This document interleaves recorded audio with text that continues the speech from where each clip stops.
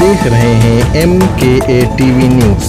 छोटी बड़ी खबरों के लिए हमारे चैनल को सब्सक्राइब करें और बेल आइकन को दबाएं। इसके अलावा हम पे रास्ता क्या है? इसके अलावा हम पे रास्ता क्या है? सर आवाज नहीं आ रही है।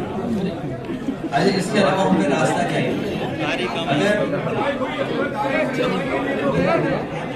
आप लोग रुक जाओ, थोड़ा आवाज कम करो तो कुछ प्रेस के लोग सवाल पूछे। रुक जाइए, कागज बाद में लेके जाएंगे। रुक जाओ, सिक्योरिटी वालों से कागज ले ले, कोई सिक्योरिटी वाला। हाँ आप पूछो, क्या कार्रवाई हुई है भाई? उसकी चैन थी वो नहीं दी गई, वह ढोलक हारमोनियम। और अपमान के लिए क्या है? अपमान के लिए क्या थे सरकार ने? अभी आपको नहीं पता, ये सरकार को इन पर मुकदमा दर्ज करा दे। आपको नहीं पता क्या? अभी मुकदमा दर्ज करा देगी सरकार ने, देखिएगा आप। अखिलेश जी, जिस इटावा में ये घटना हुई है उसी इटावा में आप एक आलीशान और भव्य मंदिर बनवा रहे हैं, इसका नाम केदारेश्वर है। आईटी सेल के लोग, भाजपा आईटी सेल के लोग एजेंडा चला रहे हैं। इन तीनों लोगों में से कोई एक हिस्ट्री सीटर है। बीजेपी पूरी हिस्ट्री सीटर है, ये नहीं पता आपको? पूरी पार्टी हिस्ट्री सीटर है। अखिलेश जी, जिस इटावा आप बताओ कौन सी धारा वापस ली गई मुख्यमंत्री से? बताओ, मुख्यमंत्री ने अपनी धारा कौन सी वापस ली? बताओ, डिप्टी सीएम ने कौन सी धारा वापस ली अपनी? अरे भाई, पैसे देकर कुछ भी लिखवा दो किसी से मीडिया में, हम आपके बारे में कुछ लिखवा देता। ये कोई बात हुई? कोई भी लिखवाने लगेगा तो आखिरकार व्यवस्था को खराब किसने किया है? हम न्याय कहां मांगने जाएं? थाने में बताइए आप, पुलिस क्या कर रही है? कौशाम्बी का एक एग्जाम्पलरी है एक केस। पाल समाज की बिटिया के साथ घटना हुई, उसके पिता को जेल भेज दिया, इनाम घोषित कर दिया। क्या नहीं घोषित हुआ? बताओ आप भाई। जिसकी बेटी के साथ घटना हुई हो, उसी के पिता पर आरोप, उसी को जेल भेज दिया, उसी पे 25,000 रुपए का इनाम घोषित हो गया, और सरकार बैठे लोग अपने केस वापस ले रहे हैं। अखिलेश जी, जिस इटावा में ये घटना हुई है उसी इटावा में आप एक आलीशान और भव्य मंदिर बनवा रहे हैं, केदारेश्वर। अरे अभी, हाँ ठीक है, देखिए अभी एक साथी यहाँ आया, दरोगा ने उस पर, आजमगढ़ का है, कैश ले लिया, जेब से निकाल लिया पैसा। हाँ आजा बेटा, यहाँ आजा। बताइए, दरोगा ने कैश ले लिया, उस पर जेब से पैसा कितना निकाल लिया बेटा? 24,000 रुपए निकाल लिया। बताओ, दरोगा ने 24,000 रुपए निकाल लिया। आप याद कीजिए, दिल्ली की मुख्यमंत्री ने हमारे लिए क्या कहा? क्या कहा था दिल्ली की मुख्यमंत्री ने हमारे लिए? कौन कहलवा रहा था ये बात? हम आपको कहें आप लोग टोटी चोर होता? ये कोई बात हुई? कौन करवा रहा है? बीजेपी करवा रही है। ये है, देखो बताओ, गरीब लड़का, बताइए 24,000 रुपए ले लिए।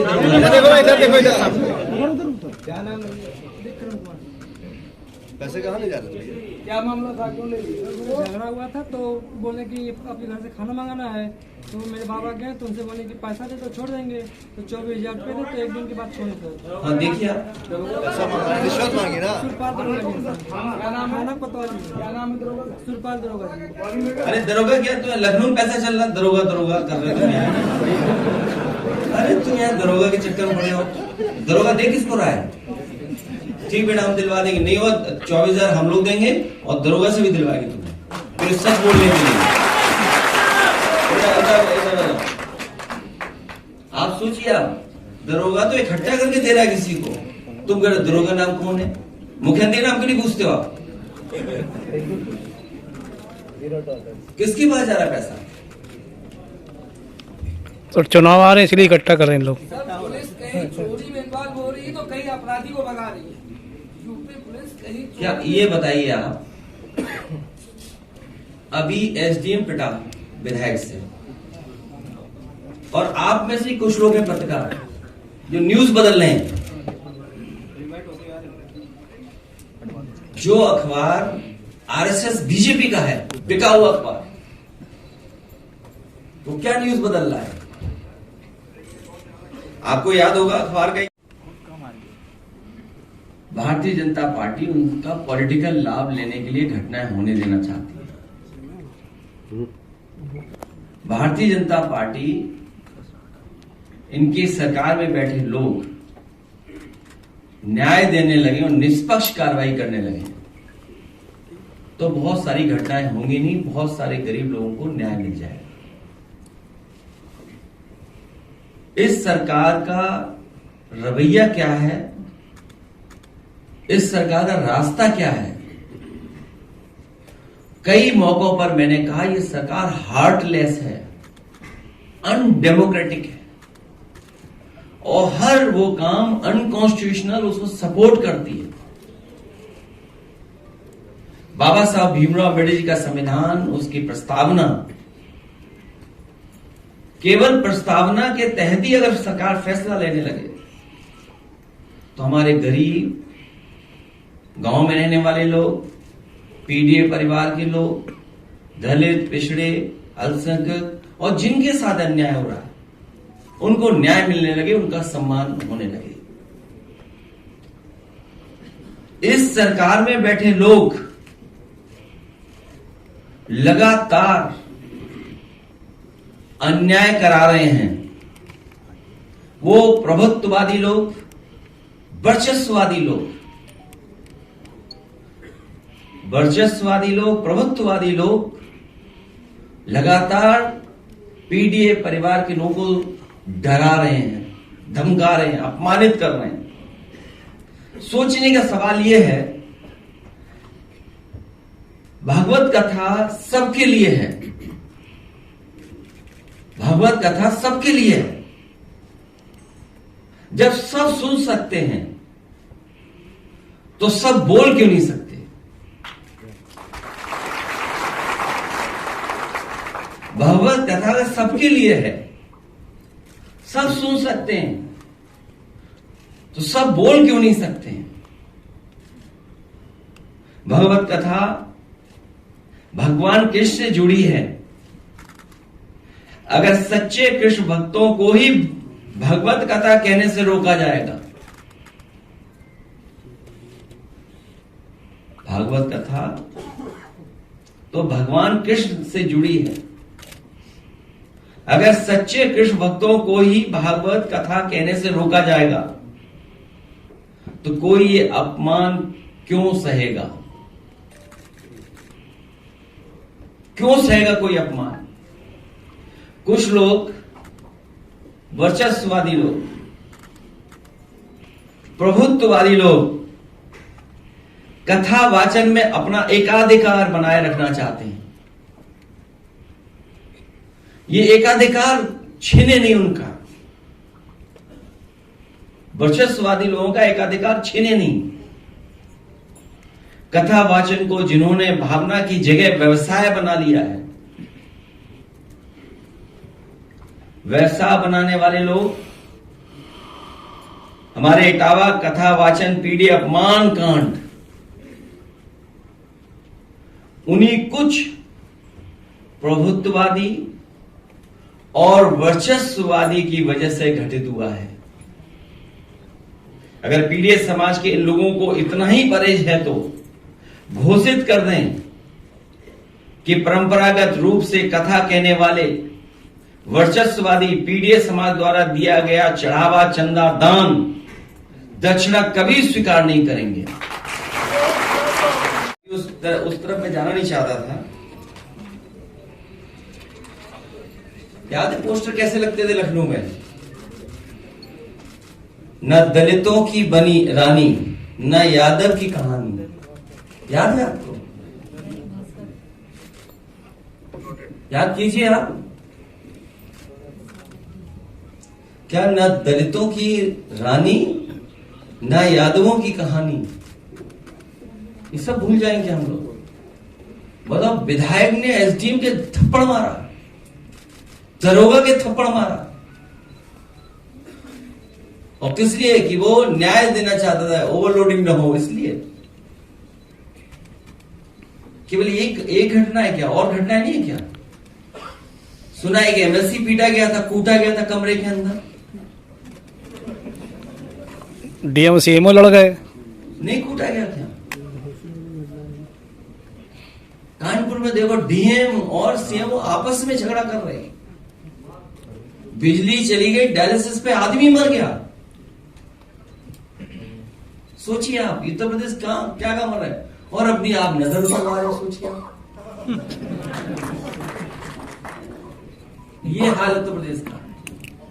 अखिलेश जी, इटावा में आप एक मंदिर बनवा रहे हैं, जो आलीशान मंदिर बन रहा है केदारेश्वर। उसमें भी बीजेपी के लोग तिगड़म लगा रहे हैं। क्या आप सामाजिक न्याय को लेकर के, अभी आज का विषय नहीं है, आज तो केवल कथा का विषय। नहीं, उसी से संबंध है कि क्या आप दलित और पिछड़े को मुख्य पुजारी बना करके उनके सम्मान को बचाएंगे? वो अलग विषय है। जेल भेज दिया है। क्या चीज? लखनऊ में ज्ञापन देने आते हैं, डीएलएड की जो अध्यक्षता कर रहे थे उनको जेल भेज दिया। किस केस में? यहाँ पे ज्ञापन देने आज उठा ले गए, उसको 3 दिन बाद रिहा किया गया था। सोशल मीडिया काफी वायरल। अच्छा, मैंने जानकारी नहीं मिली। जिस लड़के के साथ ये आरोप लगा था कि आप उसके साथ जिलेवार और प्रदेश स्तर पर तमाम मेरी जानकारी मिली है। कार्यक्रम का आयोजन कर रही है इमरजेंसी को लेकर। कल 50 साल किसका आयोजन कर रही है? 50 साल पहले कथावाचकों को बात कर लो कि भाई कथावाचक के लिए क्या एक्ट लाएंगे, कानून लाएंगे? केवल वही गा सकते हैं भाई, सुन सब सकते हैं, गा कह नहीं सकते हैं आप। अखिलेश जी, इसको लेकर के बहुत से सवर्ण समाज के लोग जो सोशल मीडिया पे ये लिख रहे हैं कि सदियों से ये काम जो है, मैंने कभी सवर्ण समाज को नहीं कहा, मैंने केवल वर्चस्ववादी कहा है। सवर्ण समाज को क्यों बुरा लग रहा है, ये आप चेक करिए। उनका ये कहना है कि ये हमारा काम था। उनको क्यों तकलीफ है? हमने तो किसी को नहीं कहा, हमने तो वर्चस्ववादी कहा। भाई हमें रामविलास चमन जी के साथ किससे किया? वर्चस्ववादी लोगों ने किया।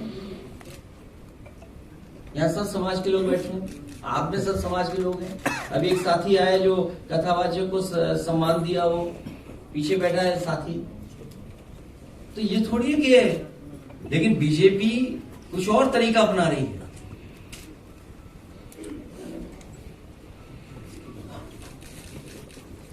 ठीक है सर। आपने जो यहाँ किया एक नजीर है पीडीए और तमाम उन लोगों को, वर्चस्ववादी लोगों के लिए। तो क्या ये अभी ये पीडीए के लोगों ने अगर कथा वाचना शुरू किया तो इस तरह का हाल हुआ इनका, जो लगातार पीडीए समाज वोट डालने जा रहा है, कथा वाचने नहीं जा रहा है इस बार और मैं तो एक ही बात कहूंगा, भाजपा जाए तो हम सबको चैन आएगा।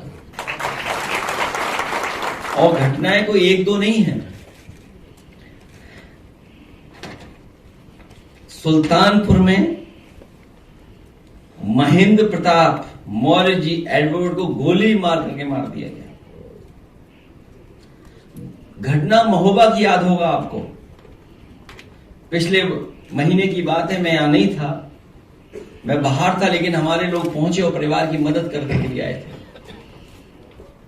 दलित नवविवाहित जोड़े को सामंतवादियों ने चप्पल उतरा के उनके घर से गुजरने को कहा।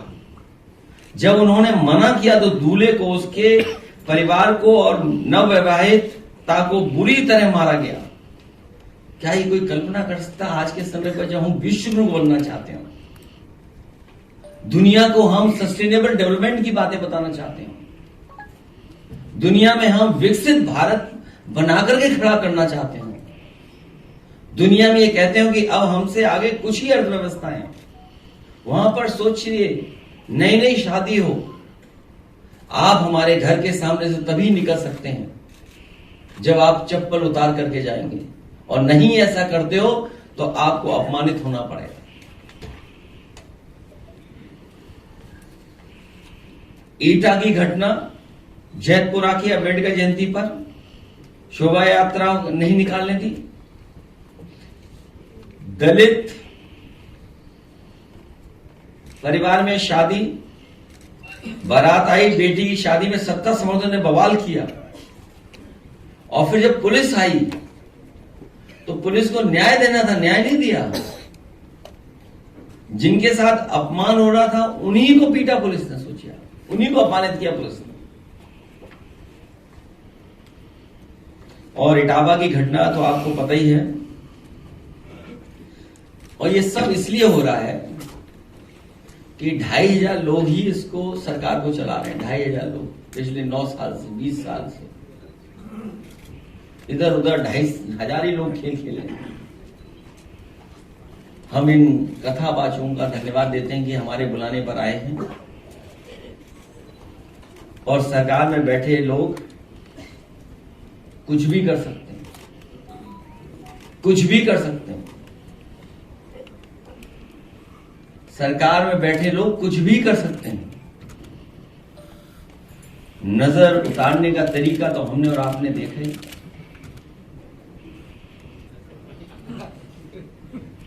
बस बच ही गया कोई। मैं अपने कथावाचकों से कहूंगा 1 मिनट कुछ बजा करके सुना दें या गा दें। यही डर है उनको।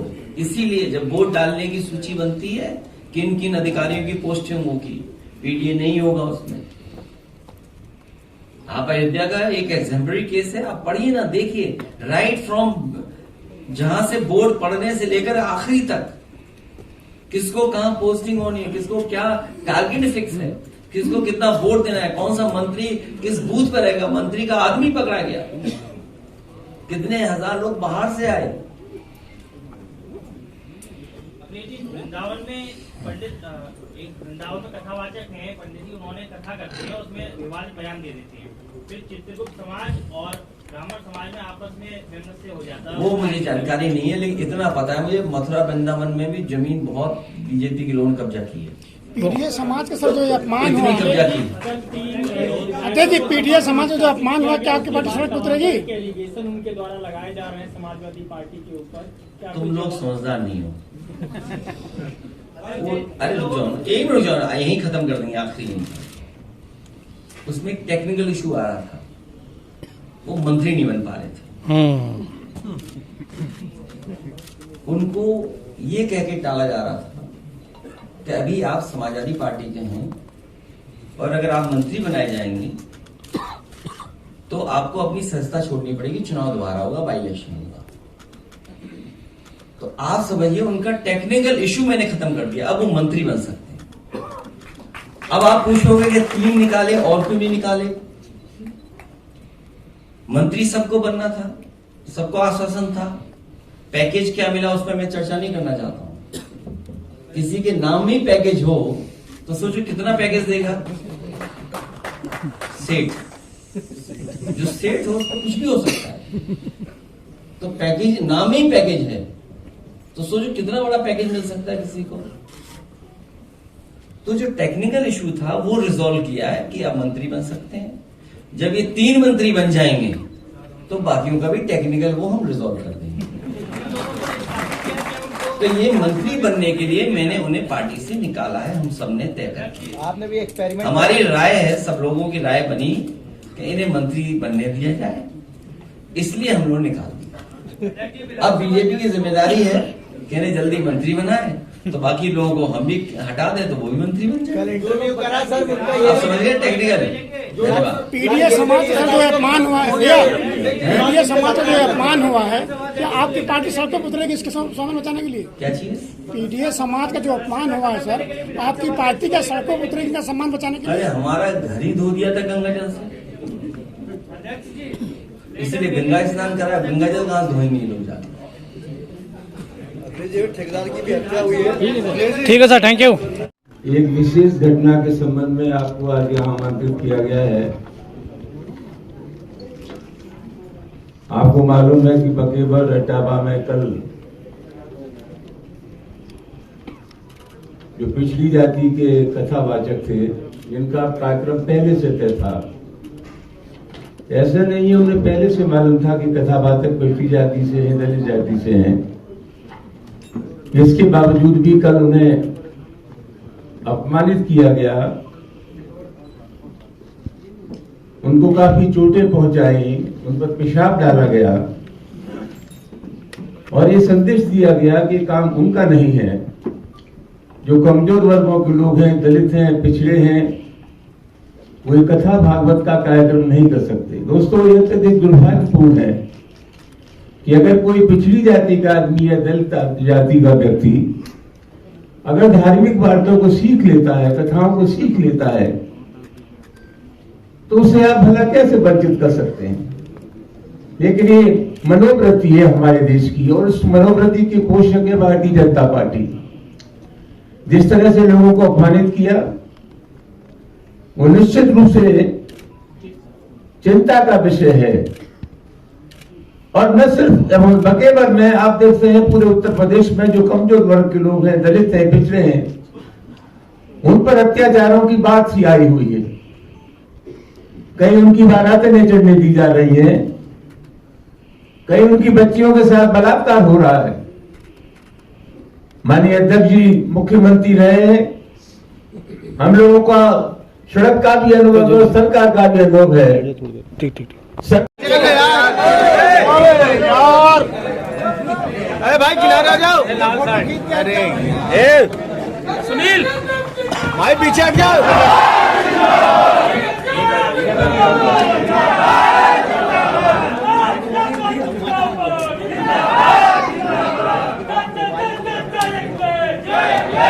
चाचा हट जाओ।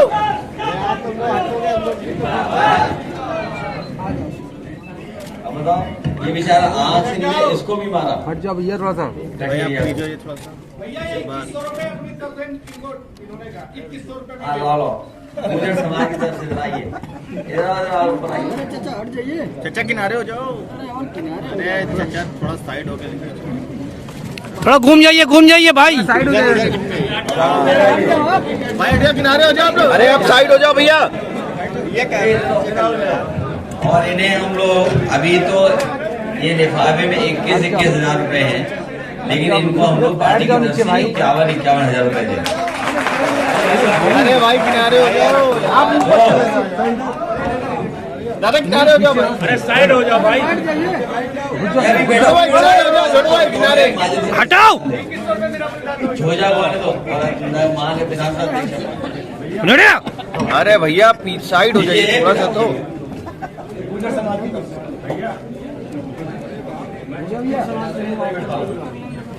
नहीं वो तुम्हारे थोड़ी जग रहा है, तुम्हारे थोड़ी जग रहा है यार, वो अलग बात है। पावर की लड़ाई है।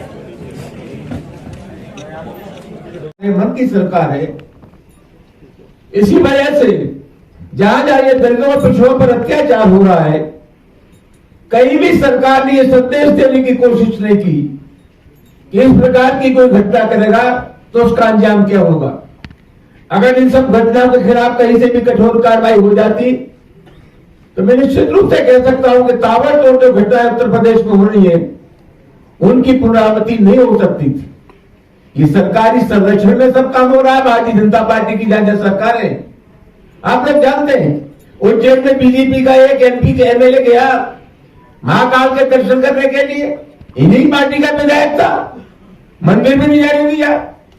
राजस्थान में नेता प्रतिपक्ष दलित था, जब मंदिर में गया तो उसकी गंगा जल से धुलाई की गई। ये एक मनोवृत्ति है, एक जहनियत है, एक मिजाज है, और इस मिजाज की अगर कोई पोषक पार्टी इस देश में है तो उसका नाम भारतीय जनता पार्टी में है।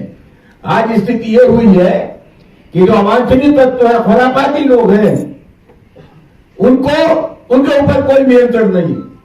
आज माननीय राष्ट्रीय अध्यक्ष जी ने बकेबर का सवाल है, उस गंभीर सवाल पर ध्यान आकर्षित करने के लिए, समाजवादी पार्टी का समर्थन व्यक्त करने के लिए आपको तकलीफ दी है। मैं समझता हूं कि बहुत गंभीर मामला है। तमाम लोग जो दलित हैं, पिछड़े हैं, कमजोर वर्ग हैं, अध्यक्ष जी के इस पत्रकार सम्मेलन से निश्चित रूप से एक विश्वास पैदा होगा, भरोसा पैदा होगा। धन्यवाद।